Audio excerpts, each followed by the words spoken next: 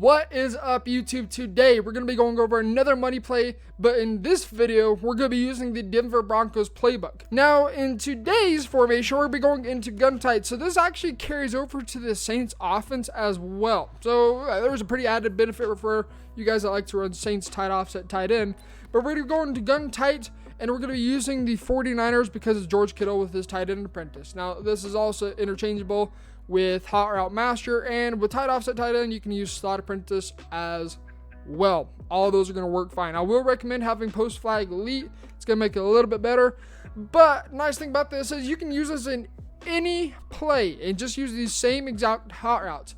Tomorrow's video we're going to be using bench switch, and I'm going to just say it's probably the best cover 2 beater you can find out on the market right now. There's no ifs, ands, or buts about it.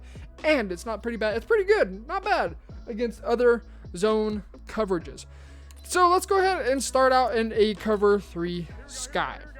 Setup is super easy. What you want to do is put Y on a streak, and with tight end apprentice, put A on a post, block your running back, B on either a hitch or a flat route. And we're going to put him on a hitch for this situation. And then X on a slant.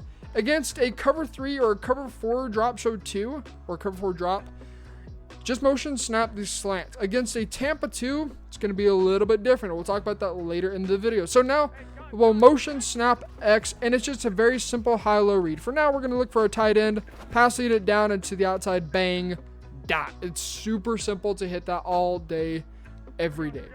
Now, as we talked about earlier, you can also hit the slant. So let's go ahead and set this up again. So we'll go ahead and put them on slant, motion, snap. And this is essentially like that PA post shot out of Miami split close or New England split close. You can see right there, bang, super easy yards, and that beats man coverage as well. So that's cover 3. Now let's go ahead and actually, we're going to save Tampa 2 for last. We're going to save that for the very last part. Next, we're going to go ahead and go into a cover 4 drop show 2. We're going to go back into gun tight, utilizing the tight end apprentice. And let's choose Z-spot this time. Z-spot's actually a pretty solid play, that corner out especially. But to stay consistent, we're going to go ahead and put A on a post, X on a slant, Y on a streak, B. Let's put B on a flat this time. So this is what we're looking like this time. And again, it's a basic high-low read, forcing the user to decide what is he going to guard. If we get the time, we can hit the post route, pass it down into the outside, bang, dot. You can see we could hit the slant very easily as well. Really, there's no limits to what you can do with this play. Now, again, we're saving Tampa 2 for the last part. Make sure you stay to the end of the video for it.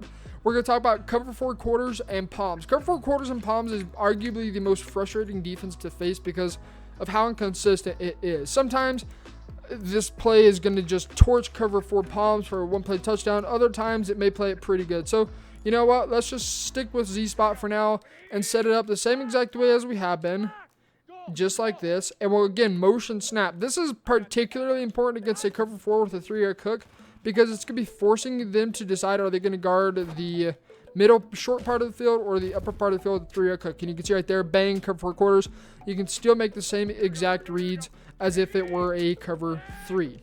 So now let's just try this one more time. I know I can hit the slant early. Bang, easy dot. You can hit the post route late. The hitch, if you wait for a long time, you can make as a playmaker as well. Or you can just do a simple low point pass. So set it up one more time. We'll look for the hitch. This time just a low point pass. I'm expecting the quarterback probably to play it pretty well. You can see that case, bang. If the quarterback plays it really good, you're going to hit the slant instead. If the slant bails off of the hitch, you're going to hit the hitch as well. Easy. Now, the last one before cover 2 is a cover 4 palms. I'm going to go into big nickel. Notice a few slots down. There's cover 4 palms. We'll go back into gun tight. And again, we'll just choose Z-spots, the first play that shows up. So everything sets up. X on a slant, A on a post, B on a hitch, motion snap, and just force the 3-yard cook to decide what they're going to guard. You can see right there, low point pass. If you have post flag lead, it's going to be a little bit better. And of course, if you wait on that ball, it'll be better as well. It's going to be something that's going to take a little bit of time to develop. But if you can give it time and hopefully you don't get just absolutely hummed at, you can hit the post route as well. So motion snap, step up, step up, step up. You can see right there. That time, this is the problem with cover 4 palms. The 3-hit cook doesn't play it whatsoever. And that's kind of the issue with the 3-hit cook. It's good for some things, but not everything. So just read on what the 3-hit cook is playing and make the correct read. Now, the final part of this video. Tampa 2. And we'll talk a little bit about cover 2 soft spots as well. But Tampa 2 is going to be the one we're going to be focusing on right now. Again, gun tight. You guys are going to have to be very careful when making the reads on this particular play, because sometimes cloud plots will try and bait you. Be careful. You can run this slightly different as well. Against any kind of cover 3 or cover 4, you're going to have to streak wide to help clear up those deep zones. Against a Tampa 2 or a cover 2 in general, you can put him on a flat instead. If, and this is the big part, if they have a zoned out player, I really do recommend putting out a streak on that side of the field to make sure that that zoned out player isn't able to react to the post route. I've seen some crazy things before, so just believe me on this. But since there's no zoned out player, we're going to go ahead and put him on a flat route instead. Now, you can put him on hitch also, but you'll find that the slant and the hitch will sometimes run into each other and just like, they'll just like get clustered up and they're not going to be able to run the routes properly. So that's why I like to put him on a flat route instead. Again, you can put him on hitch, but flat route is going to be slightly better. Now with the ball, with the tight end on the short side of the field, you can put hitch, and the hitch is going to pull down cloud flats fairly effectively. The flat route, if you're to put him on a hitch, the cloud flat, the odds are he's probably going to be able to play the post route. So that's why I like to put him on a flat route also. Now for here, motion him out, but do not motion snap him. Let him set his feet on the numbers, and then you can hit him over the top. So right here, the read's really, really easy. You can hit the hitch early. We'll roll out, we'll roll out, we'll roll out. Bang. You can see right there, slant route getting over the top of a cloud flat because the hitch is pulling them down into the inside. Post route on the other hand as well. Another great read to make. So we'll do this one more time. Again, motion him out.